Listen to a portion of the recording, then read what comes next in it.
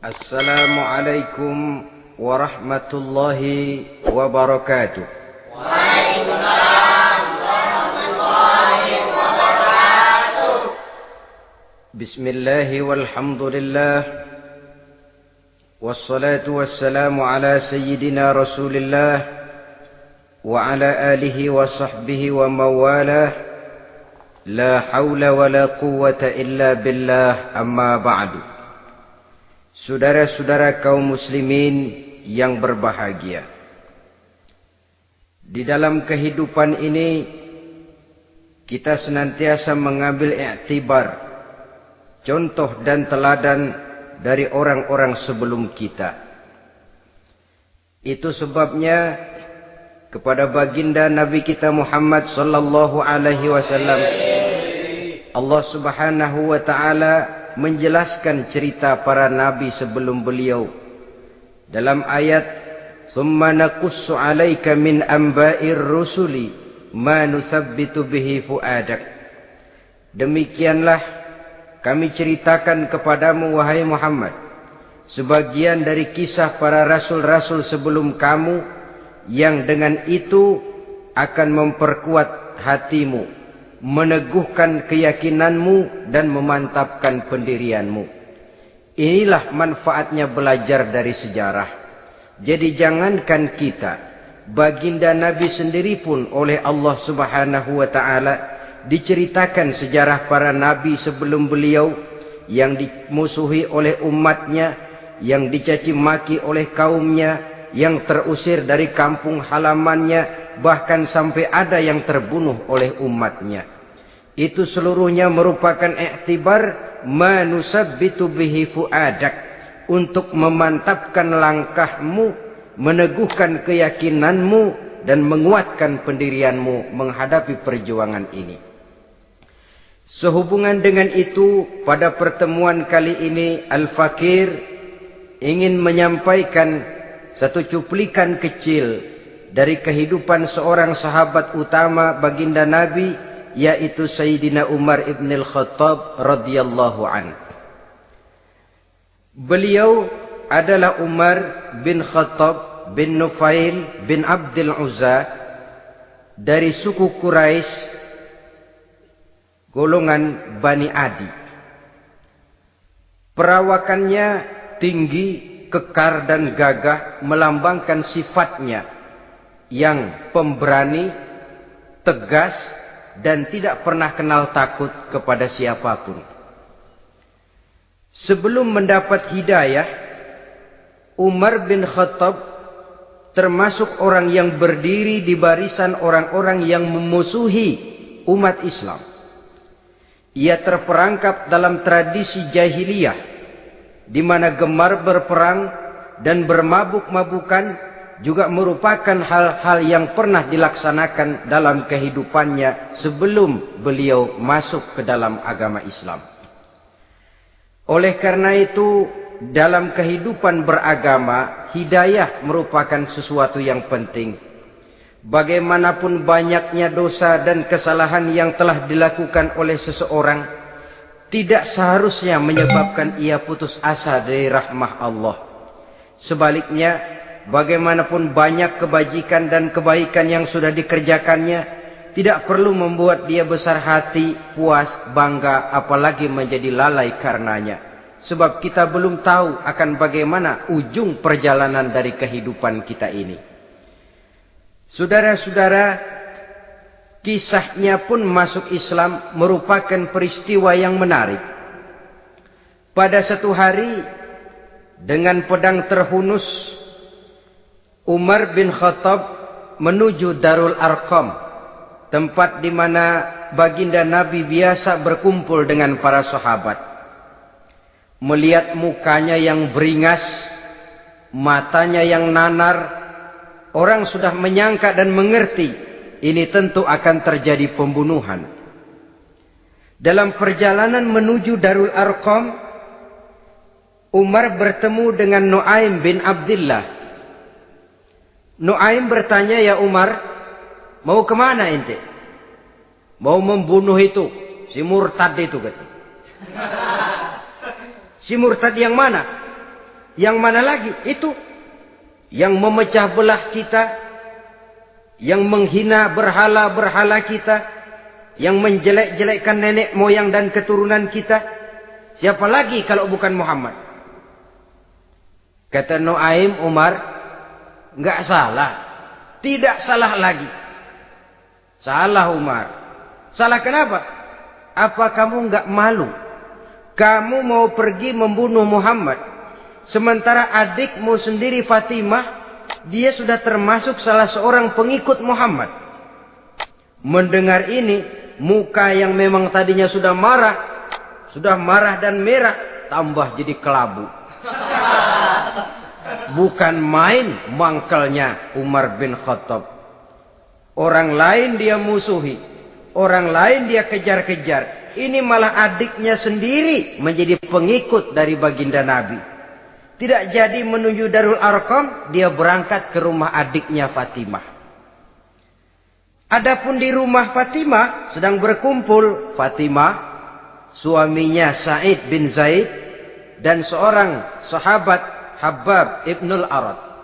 Mereka sedang membaca Quran. Waktu itu Quran belum lagi dijilid macam sekarang. Jadi masih merupakan suhuf atau lembaran-lembaran tercecer saja. Ketuk pintu. Ya tentu tidak assalamualaikum karena dia belum Islam. Tok, tok, tok. Siapa di luar? Umar. Mendengar suaranya saja, ini sahabat yang namanya Habbab ibnul Arad sudah lari ke belakang pintu. Sambil komat kamit baca doa mohon diselamatkan oleh Allah. Adapun Fatimah yang sedang memegang suhuf, lembaran tulisan Quran itu, menyembunyikan suhuf itu di belakang bajunya. Umar masuk. Fatimah, saya bang. Apa benar berita yang saya dengar? Berita apa itu bang? Bahwa kau sudah masuk Islam. Bang. Andai kata Muhammad memang benar, bagaimana? Sudahlah, jangan belit-belit. Jawab saja, kau masuk Islam benar atau tidak? Ya. Saudara hadirin, begitu dikatakan iya, tangannya langsung melayang, menampar muka adiknya ini, sehingga mengalir darah dari hidungnya. Suaminya Sa'id bin Zaid yang mencoba melindungi istrinya, dipegang lehernya, dibanting, diduduki dadanya. Oh ini jawara ini.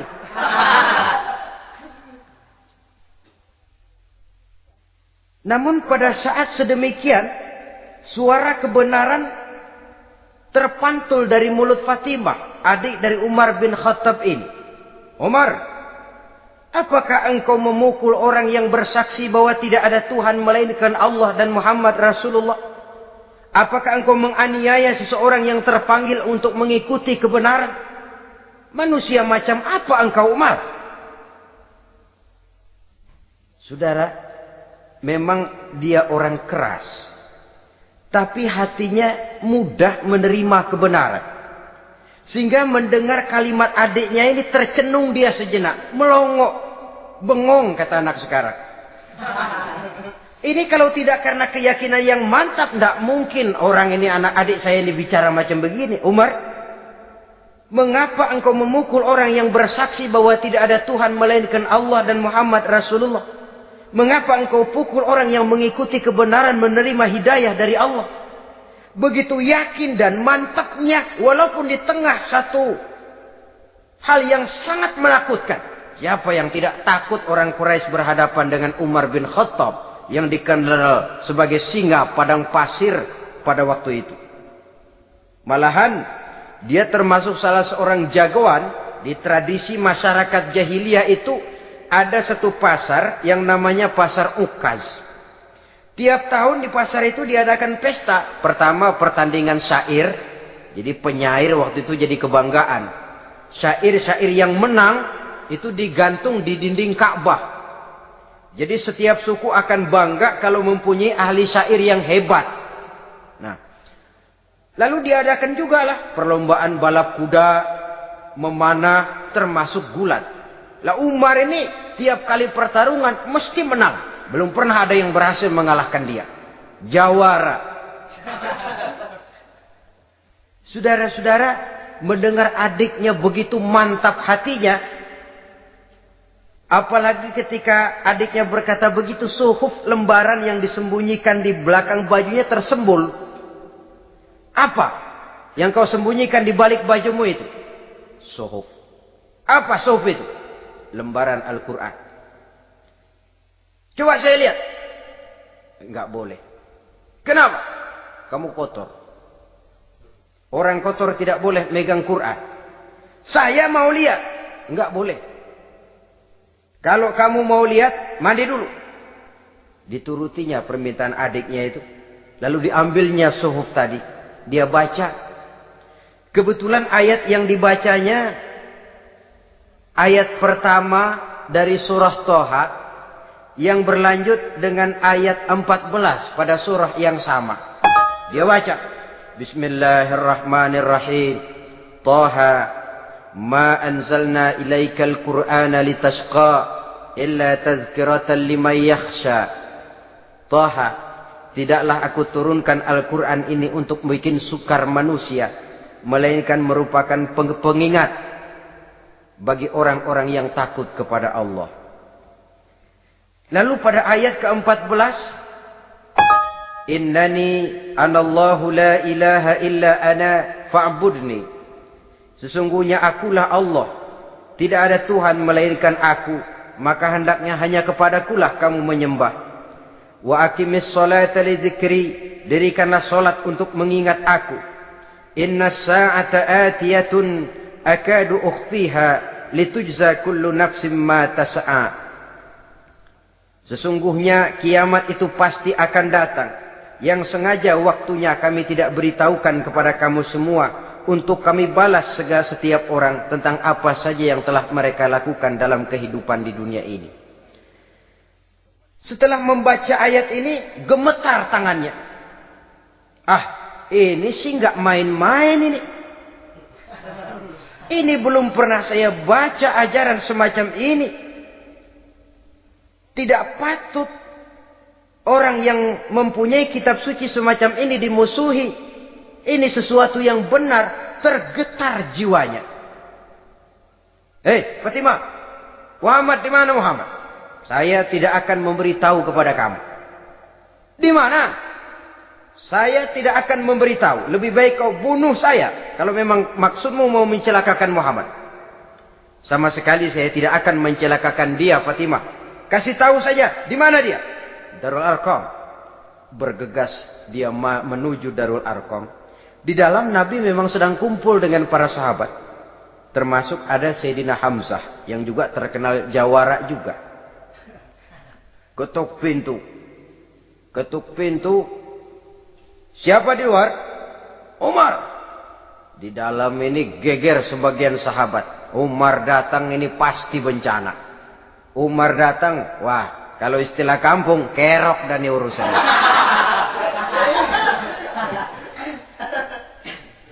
Tapi baginda Nabi menenangkan mereka. Tenang. Mudah-mudahan ada hikmahnya. Sayyidina Hamzah tampil. Bukakan dia pintu. Kalau niatnya baik, kita terima. Kalau niatnya tidak baik, saya paling depan. Dibukakan pintu. Begitu dibukakan pintu, Umar masuk merangkul baginda Nabi.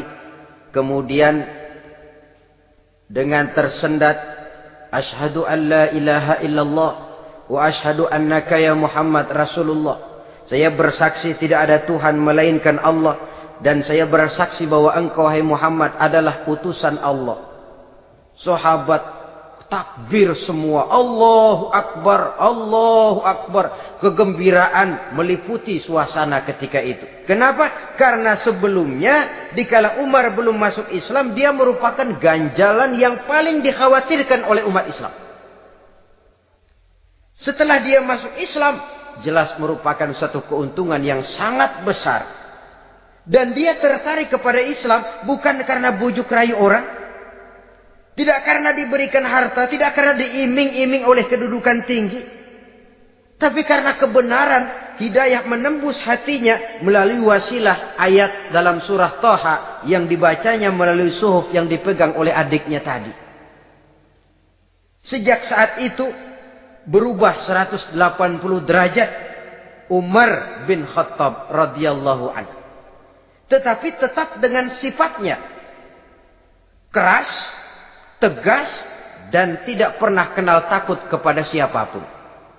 Cuma kalau sebelum Islam, dia kerasnya kepada Islam. Setelah dia masuk Islam, muter arah. Kepada siapapun yang memusuhi Islam, dia bersikap keras, tegas, dan tidak pernah kenal takut. Bahkan setelah beliau masuk Islam, satu hari ketika di Darul Arqam kumpul-kumpul, waktu itu Nabi belum berdakwah secara terbuka karena pengikut masih sedikit. Sayyidina Umar usul, "Ya Rasul, ada apa Umar? Alasna 'alal haq fi mamatina wa mahyana." Ya Rasul, bukankah kita ini berdiri di atas sesuatu yang benar? Bukankah mati kita, hidup kita untuk melaksanakan sesuatu yang benar? Bala ya Umar, betul Umar. Wallazi nafsi biyadihi innakum la'alal haq in muttum wa in hiyitum. Demi Allah Umar, kata Nabi, sesungguhnya kamu dan kita semua berdiri di atas kebenaran, hidup ataupun mati. Setelah mendapat jawaban begini, Umar masuk kepada tujuan pembicaraannya. Izan ya Rasul, fafimal ikhtifa. Kalau memang begitu ya Rasul, kalau memang kita yakin kita berdiri di atas kebenaran, kita hidup karena kebenaran, kita mati pun memperjuangkan kebenaran, fafimal ikhtifa. Kenapa mesti ngumpet-ngumpet? Kenapa harus sembunyi-sembunyi? Wallazi ba'asaka bil haq. Demi Allah ya Rasul, la takhrujanna wa la nakhrujanna ma'ak. Tuhan harus keluar menyampaikan Islam ini secara terbuka, dan kami akan mendampingi Tuhan dengan segenap jiwa dan raga. Sekali masuk Islam gak tanggung-tanggung. Yang kayak begini ini yang kita perlukan sekarang ini. Begitu masuk Islam, nggak tanggung seluruhnya, jiwa dan raganya masuk Islam. Beliau yang pertama kali mengajukan ide, kenapa harus dakwah sembunyi ya Rasul? Wong kita berdiri di atas kebenaran, memperjuangkan sesuatu yang hak. Kalau kita mati, kita pun mati membela kebenaran. Kenapa mesti fafimal ikhtifa? Kenapa harus sembunyi-sembunyi? Mulai sekarang mari keluar ya Rasul, saya akan dampingi Tuhan, nyawa taruhannya. Saudara hadirin yang saya hormati, selalu dia tempat-tempat yang pernah dia melaksanakan maksiat sebelum dia Islam, selalu dia kunjungi sampai dia berkata, tidak ada tempat yang pernah saya melakukan kesalahan sebelum saya Islam yang harus saya tutupi dengan kebajikan setelah saya Islam sekarang ini. Bahkan ada satu riwayat menjelaskan beliau itu yang tinggi badannya, kekar perawakannya, gemetar orang ngadepin dia. Tapi beliau sendiri sangat mudah gemetar kalau sudah mendengar ayat-ayat Allah. Sehingga ada satu riwayat menjelaskan Sayyidina Umar itu setelah masuk Islam, kalau sholat kadang-kadang bila menoleh ke kanan, beliau senyum. Bila menoleh ke kiri, beliau menangis, berurai air mata. Ada orang bertanya, ya Umar, kenapa menengok ke kanan kau senyum, ke kiri kau menangis? Itulah kalau saya ingat jahilnya saya sebelum Islam. Adapun bila saya menoleh ke arah sebelah kanan, saya tersenyum. Teringat betapa dulu saya membuat berhala dari korma. Saya tumpuk-tumpuk, saya susun begitu.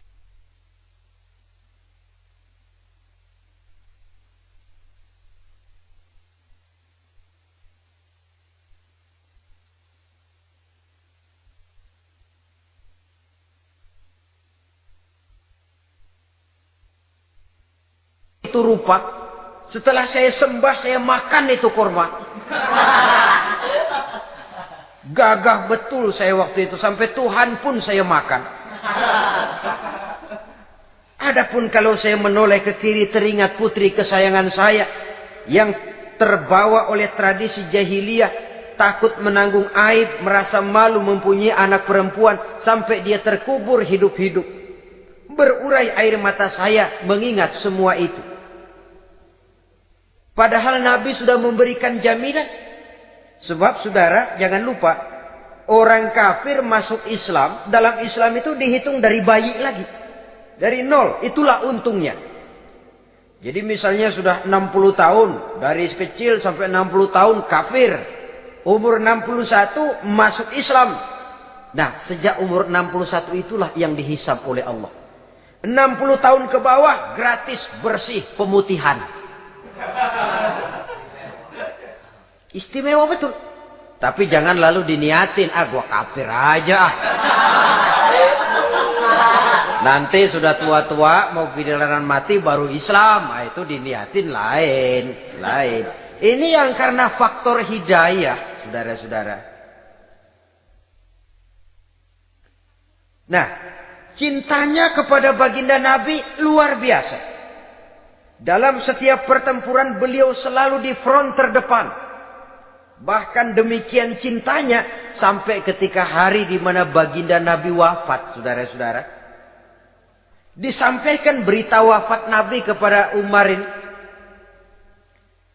Ya Umar, baginda Nabi sudah wafat. Kamu ngomong apa? Baginda Nabi sudah wafat. Bukan sedih, nyabut pedang, keluar matanya melotot. Siapa yang bilang Muhammad mati, saya tabas batang lehernya. Begitu cintanya beliau kepada baginda Nabi, sampai-sampai nggak menerima kalau Nabi wafat.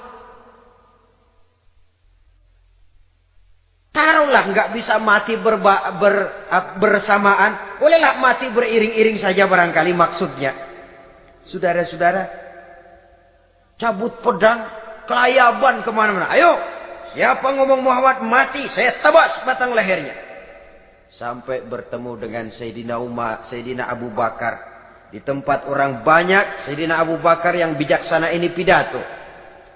Ayuhan nas, man kana ya'budu Muhammadan, fa inna Muhammadan qad mata. Wa man kana ya'budu Allah, fa inna Allah hayyun la yamut. Wahai manusia, barang siapa yang menyembah Muhammad, maka Muhammad sudah mati. Tetapi barang siapa yang menyembah Allah, Allah akan hidup selamanya dan tidak akan pernah mati. Mendengar pidato ini, Sayyidina Umar sadar bahwa sebenarnya yang tidak bisa mati itu cuma Allah. Bagaimanapun agungnya baginda Nabi, besarnya baginda Nabi, tinggi akhlak budi pekertinya Nabi, cintanya beliau kepada Nabi, Nabi manusia. Dan manusia harus mati. Kemudian dibacakan surah Ali Imran ayat 144. Wa ma Muhammadun illa rasul qad khalat min qablihi rusul afa immata aw qutilan qalabtum ala aqabikum. Muhammad tidak lain daripada manusia, telah datang kepadanya rasul. Apakah jika ia mati engkau kembali menjadi murtad atau mundur ke belakang? Mendengar ayat ini dibacakan, Sayyidina Umar sadar, berurai air matanya, menangis dalam kesedihannya. Ini cintanya yang demikian tinggi kepada baginda Rasulullah sallallahu alaihi wasallam. Begitulah seluruh kesalahan yang dia lakukan pada saat sebelum dia masuk Islam, berusaha dia tutupi dan dia tebus dengan segala kebaikan, pengabdian, perbuatan soleh setelah dia masuk Islam. Sehingga diajarkan oleh baginda Nabi, ittaqillaha haitsu ma kunta wa atbi'i sayyi'atal hasanata tamhuha wa khaliqin nasa bi khuluqin hasanin. Bertakwalah kamu kepada Allah, kata Nabi, dimanapun saja kamu berada. Jadi takwa tidak kenal tempat. Dimanapun saja kamu berada, bertakwalah kepada Allah. Di rumah takwa, di pasar takwa, di kantor takwa, di tengah orang banyak takwa, pada waktu sendirian takwa. Ittaqillaha haitsu ma kunta. Bertakwalah kau kepada Allah dimanapun saja kamu berada. Jangan takwa pakai tempat. Di masjid takwa, di kantor nyolong. Itu tidak haitsu makunta. Yang diajarkan oleh Nabi, dimanapun kamu berada, bertakwalah kepada Allah. Wa atbi'i sayyi'atal hasanah tamhuha. Dan iringi perbuatanmu yang salah dengan kebaikan. Jadi kalau satu saat terselip kita berbuat salah, cepat iringi dengan kebaikan. Tamhuha, dengan harapan kebaikan yang kita kerjakan akan menutupi dosa yang terselip kita lakukan. Ngomongin orang, astagfirullahalazim. Banyak istighfar. Istighfarnya mudah-mudahan bisa nutupin dosa karena ngomongin orang. Tapi jangan lalu tambah sulap. Ngomongin orang istighfar. Terus ngomongin lagi istighfar lagi. Itu tentu tidak bisa dengan cara begitu. Barangkali terselip pernah mengambil harta orang tanpa alasan yang hak. Imbangi dengan rajin sedekah misalnya. Barangkali pernah menyakiti hati orang, imbangi dengan perbuatan yang bisa menyenangkan hati orang lain. Itu namanya mengiringi perbuatan yang bersifat salah dengan kebajikan. Ini yang dilakukan oleh Sayyidina Umar. Setiap pelosok hampir dia datangi. Tempat-tempat di mana dia pernah melakukan kesalahan sebelum Islam, di sana dia tegakkan kebajikan dan kebaikan. Kegagahannya, keperkasaannya, keberaniannya sepenuhnya bulat-bulat sudah diwakafkan untuk kepentingan Islam. Saudara hadirin yang saya hormati, diperlukan orang-orang yang punya keberanian macam Sayyidina Umar. Berani karena panggilan hidayah, bukan berani babi. Babi berani juga babi, cuman nyeruduk. Artinya berani yang tanpa pertimbangan. Berani yang tanpa pertimbangan pada akhirnya akan menyulitkan kita sendiri. Beliau gagah, beliau berani, beliau punya kekuatan, beliau punya wewenang. Dan itu dimanfaatkannya untuk menjadi backing baginda Nabi kita Muhammad sallallahu alaihi wasallam. La takhrujanna wa la nakhrujanna ma'ak ya Rasul. Ya Rasul, keluar, sampaikan dakwah secara terbuka. Saya akan mendampingi Tuhan. Jika ada yang ganggu Tuhan, saya paling depan. Backing yang mendampingi Rasul untuk menyampaikan risalah Islamiyah ini. Saudara hadirin yang saya hormati, wa khaliqin nasa bi khuluqin hasanin, kata Nabi. Dan pergaulilah manusia dengan akhlak yang baik. Karena dengan ini kau bisa mengambil hati orang. Dalam hadis lain katakan, innakum la tas'una an-nasa bi amwalikum walakin yas'uhum minkum bastul wajhi wa husnul khuluq. Kamu tidak akan bisa menyenangkan orang banyak dengan hartamu, tapi kamu bisa ambil hati mereka dengan budi pekerti yang luhur dan muka yang manis. Dengan harta belum tentu kita bisa menyenangkan semua orang. Tapi budi pekerti yang luhur, muka yang manis, itu yang akan bisa membuat kau menyenangkan orang banyak.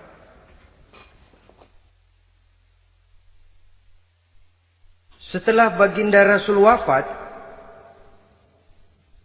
pernah ketika berkumpul, Sayyidina Abu Bakar berkata kepada Sayyidina Umar, "Ya Umar, saya baiat kamu untuk menjadi khalifah." Jawab beliau, "Sayalah yang akan membaiat Tuan. Tapi Anda lebih utama dari saya Umar. Keutamaan saya akan saya berikan kepada Tuan untuk mendukung kekhalifahan Tuan." Di sini kelihatan wataknya yang tidak ambisius. Gagah, berani, perkasa, tapi tahu diri.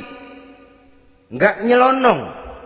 Tidak menggunakan kekuasaannya, kegagahannya untuk maksud yang sewenang-wenang.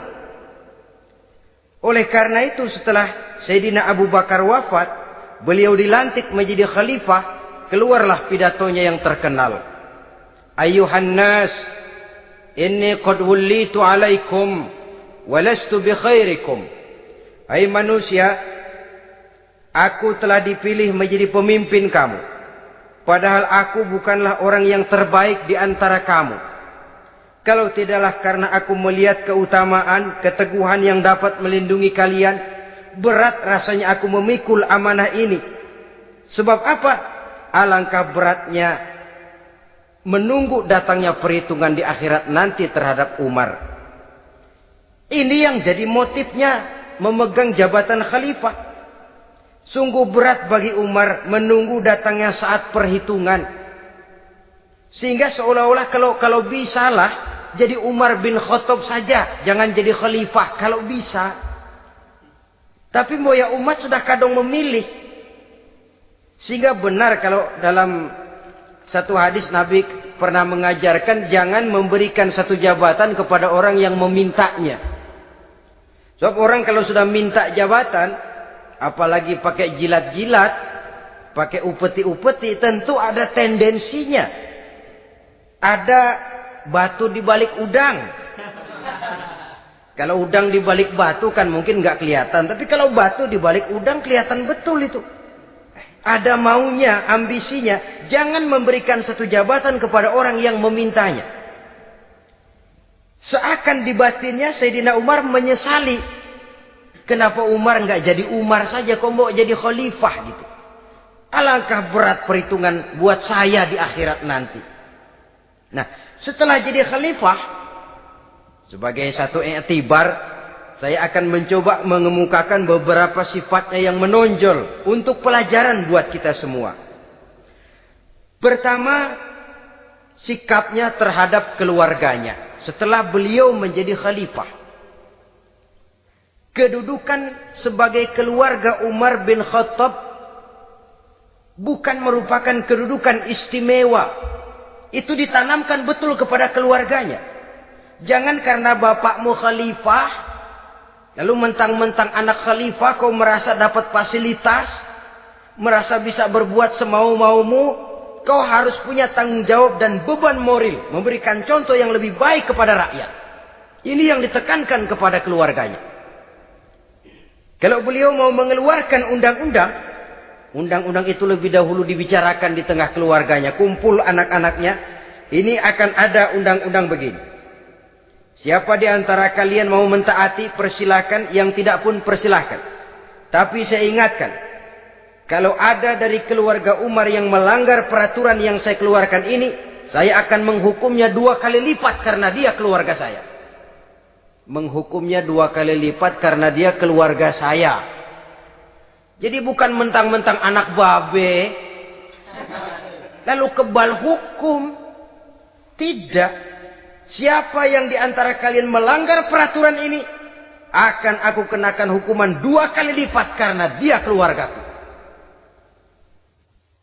Nah, saudara hadirin yang saya hormati, lalu berwibawa, dijaga betul keluarganya. Suatu hari beliau datang ke rumah putranya Abdullah bin Umar. Ketika masuk dilihatnya Abdullah bin Umar sedang makan daging. Makan daging. Merah muka Umar. Mentang-mentang anak khalifah ya. Mentang-mentang anak Amirul Mukminin ya, kamu makan daging. Lihat tuh rakyat kita masih banyak yang kelaparan, makan daging, makan roti keras. Padahal itu halal. Sesuatu yang diperoleh dengan usahanya sendiri. Tetapi begitu hati-hatinya Umar untuk menjaga pandangan orang. Keluarga khalifah merupakan beban moral sebab akan dijadikan contoh oleh rakyatnya. Mentang-mentang anak khalifah ya makan daging. Lihat tuh rakyat, roti keras digarotin. Lain saat beliau pergi ke satu pasar. Di situ dilihat ada sapi gemuk-gemuk. Tempat lain sapinya kurus-kurus. Tanya, ini yang gemuk-gemuk sapi siapa? Sapi Abdullah bin Umar. Sapi anaknya. Panggil Abdullah bin Umar, suruh sini. Datang anaknya. Abdullah bin Umar, bagaimana ceritanya sampai ini? Begini, Bapak. Dahulu itu dengan uang saya beli sapi kurus-kurus. Lalu saya rawat. Saya berikan upah orang untuk merawat sapi-sapi itu. Sampai sekarang dia menjadi gemuk. Akan saya jual dan keuntungannya tentu sesuatu yang halal. Subhanallah, kata Umar. Kau ini anak Amirul Mukminin. Jual sapimu. Ambil modalnya, untungnya, masukkan Baitul Mal untuk urus kepentingan orang Islam. Dia nggak mau anaknya terlibat bisnis, ndompleng kekuasaan ayahnya. Karena mentang-mentang anak khalifah lalu segala macam bisnis lancar. Orang takut karena apa? Anak babe. Ada lagi. Pada waktu pembagian harta ghanimah, putri beliau yang namanya Hafsah, ini adalah istri baginda Nabi, meminta bagian. Kaum kerabat ayah, ini kerabat khalifah, kitalah dulu kerabat. Kalau kau kerabatku, maka jatahmu nanti dari ayahmu. Harta ini masih lebih banyak dibutuhkan oleh orang-orang Islam.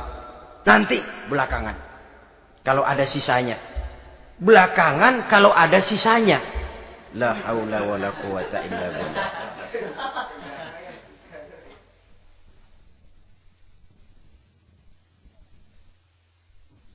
Saudara hadirin, itu terhadap keluarganya. Kemudian apa sifat-sifat yang menonjol dari kepemimpinannya? Pertama, kesederhanaannya. Beliaulah satu-satunya khalifah, Amirul Mukminin, setingkat presiden kalau sekarang, yang punya jubah cuma 2 dan 1 pun punya anaknya. Tambelan lagi. Pernah sholat Jumat terlambat. Beliau naik mimbar untuk khutbah, sebelumnya minta maaf dulu. Saudara-saudara, maaf saya terlambat nungguin baju kering. Seorang khalifah nungguin baju kering. Sederhana dalam kehidupannya. Mari kita ambil satu cerita lagi. Pada waktu beliau jadi khalifah, yang diangkat jadi gubernur di Mesir adalah Amr bin As. Amr bin As hidupnya lebih mirip kaisar. Istananya besar, pakaiannya bagus-bagus. Nah, yang paling mengganggu pikiran Amr bin As, di sebelah istananya ini ada gubuk reot, kepunyaan orang Yahudi lagi. Ah, ini nggak pantas bener, masa di samping istana gubernur ada gubuk reot. Orang Yahudi lagi yang punya. Ini mesti, udah, bikin saja rencana, panggil dinas tata kota, bikin planning, di sini mau dibangun masjid, proyek negara. Bikin gambarnya, susun anggarannya, tender. Saudara-saudara, si Yahudi yang punya gubuk reot dipanggil. Yahudi, ada apa, Pak? Kamu tahu nggak? Enggak. Iya, memang belum saya kasih tahu.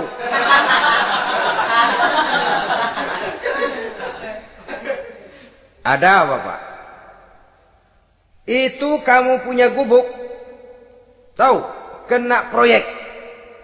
Proyek apa, Pak? Kami mau bangun masjid besar di situ. Dan tidak sesuai ada gubuk reot di samping tempat gubernur.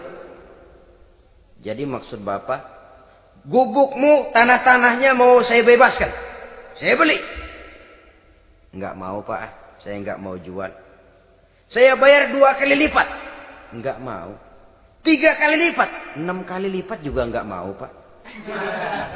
Saya dari muda peres keringat banting tulang cuma segitu-gitunya, Pak, tempat saya tinggal. Gubuk reot sama tanahnya sedikit. Makmur saya, Pak, cuma rumah sama sumur.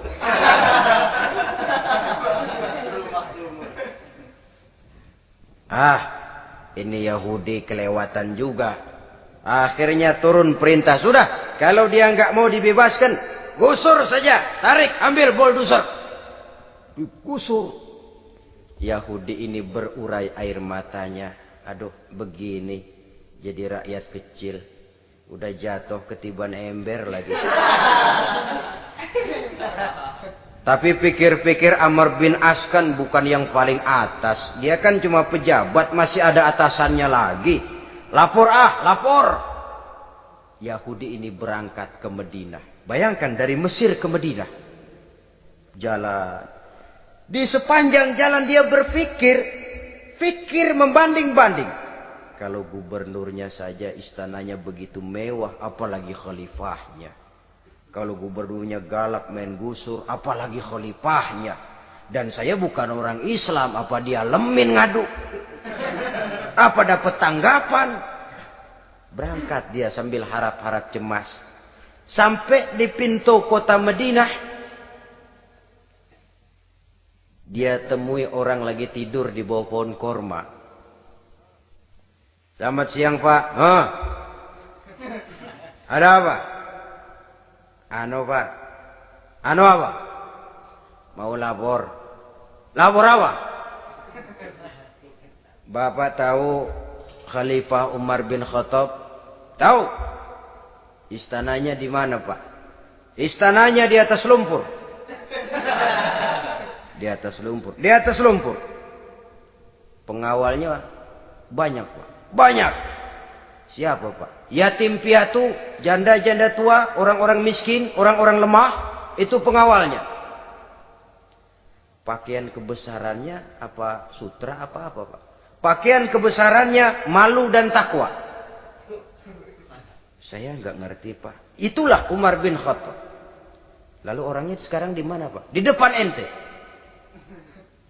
Rupanya yang dia tanya itulah orangnya. Gemeter Yahudi ini. Keringat bercucuran. Coba, istananya di atas lumpur. Sebab beliau berprinsip, bagaimana saya bisa menghayati nasib rakyat kalau saya tidak merasakan apa yang mereka rasakan? Bagaimana saya nggak bisa tahu sakitnya lapar kalau saya belum pernah kelaparan? Itu prinsipnya. Istananya di atas lumpur. Para pengawalnya yatim piatu, janda-janda tua, orang-orang miskin, orang-orang lemah dan tidak mampu. Dan pakaian kebesarannya malu dan takwa. Kamu dari mana? Dari Mesir, Pak. Ada apa? Mau laporan gubernur Bapak di Mesir yang namanya Amr bin As. Kenapa? Main gusur aja, Pak. Ceritanya? Iya, dia mau bangun masjid. Kebetulan di areal itu saya punya tanah sama gubuk segitu-gitunya. Saya nggak mau dibeli. Digusur, Pak. Saya mau mencari keadilan. Begini. Kamu lihat tempat sampah itu. Lihat. Di situ banyak tulang. Coba kamu ambil kemari satu. Tulang unta, bawa sini. Bingung Yahudi. Pak, saya kemari mau cari keadilan. Kalau tulang mah di Mesir juga banyak, Pak. Sudahlah, pokoknya kau ambil saja tulang itu. Dicoker-coker, dapat, dikasih. Tulang itu digaris lurus oleh Sidina Umar dengan ujung pedang. Red. Nah, nih, kau bawa kepada Amr bin As. Makin bingung itu Yahudi. Suruh bawa tulang cuman digaris. Nanti saya ngomong apa, Pak? Sudahlah, kasih saja. Pulang dia. Sampai di Mesir. Tuan Gubernur, ada apa? Saya baru menghadap khalifah. Kemudian beliau sampaikan ini. Dikasih tulang. Amr bin As ngelihat tulang ada goresan lurus dengan ujung pedang. Gemetar. Badannya keluar keringat dingin. Panggil kepala proyek. Proyek batal. Masjid nggak jadi didiriin. Itu gubuk Yahudi diriin lagi. Ini Yahudi makin bengong. Ini gubernur dapat tulang doang segitu takutnya.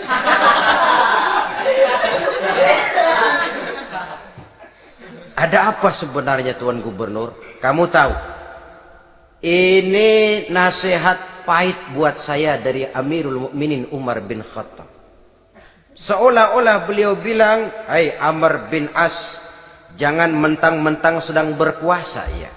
Pada suatu saat kau akan jadi tulang-tulang kayak begini.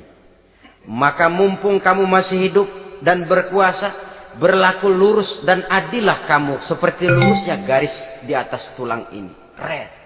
Lurus, adil, jangan bengkok. Sebab kalau kamu bengkok, nanti aku yang luruskan pakai pedangku. Siapa yang enggak ngeper digituin? Sampai akhirnya apa? Kata si Yahudi, Pak, kalau begitu Islam adil ya. Adil. Kalau gitu biarin dah, Pak. Tanah saya. Mau kamu jual? Bukan saya jual, Pak. Saya kasih aja dah. Campur gubuk-gubuknya. Ambil aja dah.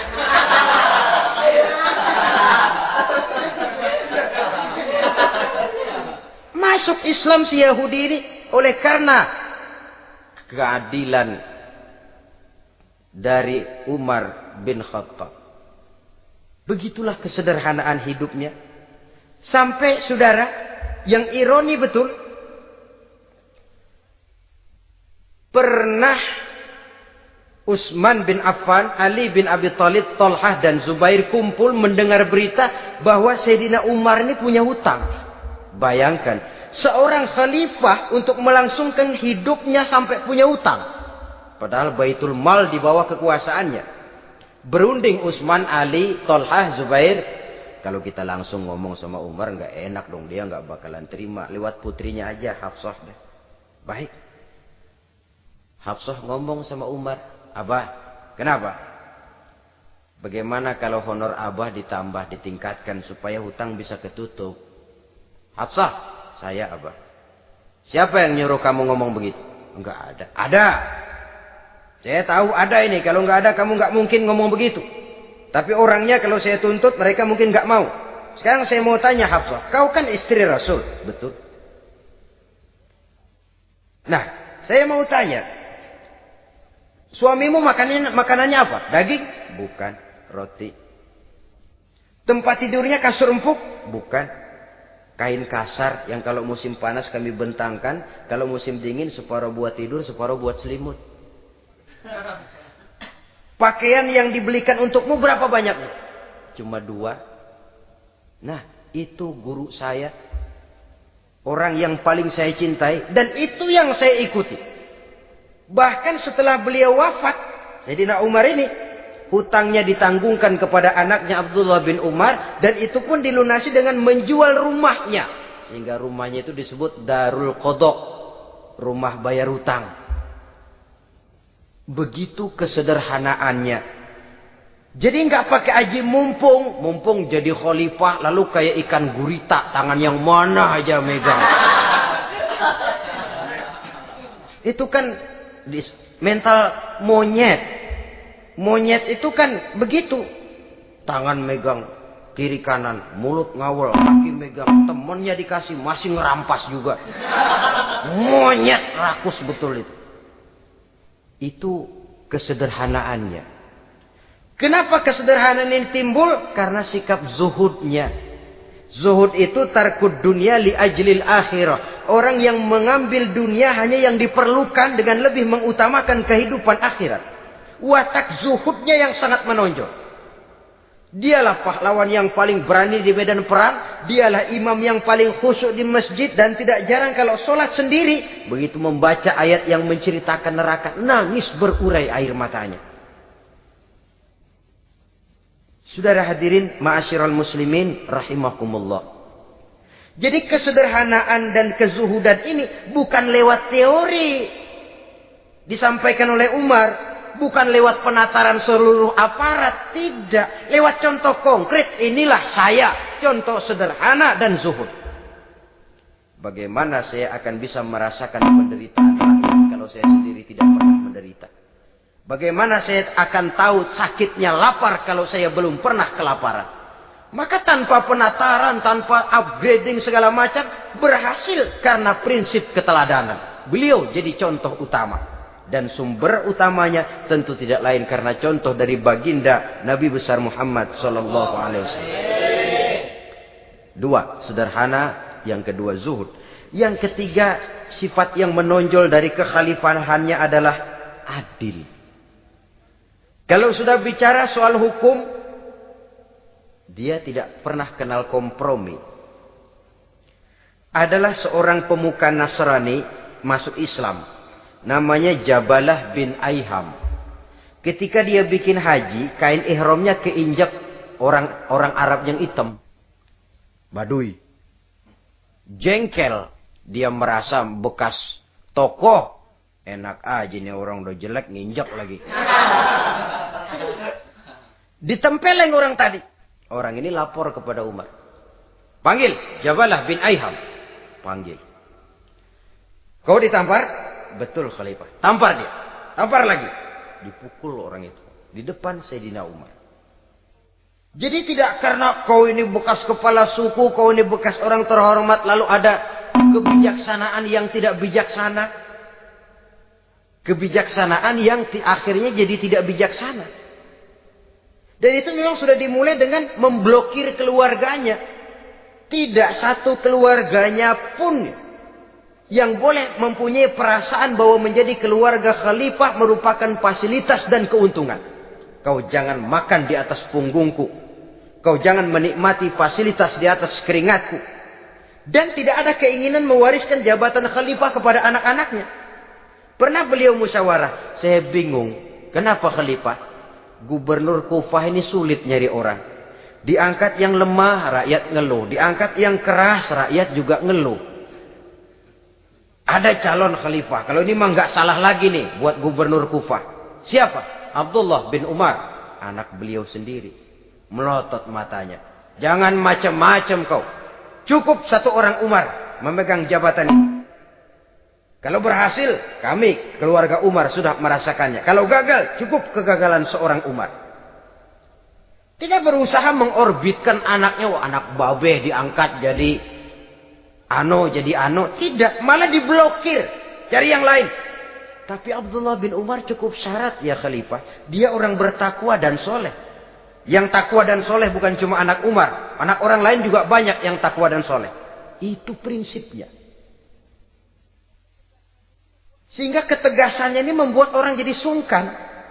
Dan tidak seorang pun berani kirim-kirim upeti hadiah. Pernah itu ada pejabat dari Azerbaijan kirim makanan. Kue. Mending apa? Kue. Gitu dicicipi enak. Enak juga ya kue ini. Enak khalifah. Ini di sana apa makan rakyat biasa? Bukan. Ini makanan orang-orang VIP. Nah. Dibungkus lagi itu kue. Dibungkus. Ontamu mana? Di luar. Ambil. Bawa pulang. Serahkan lagi kepada gubernur di sana. Kasih tahu. Salam dari Umar bin Khattab. Kenyangkan dulu rakyat. Dengan makanan seperti ini. Kita belakangan.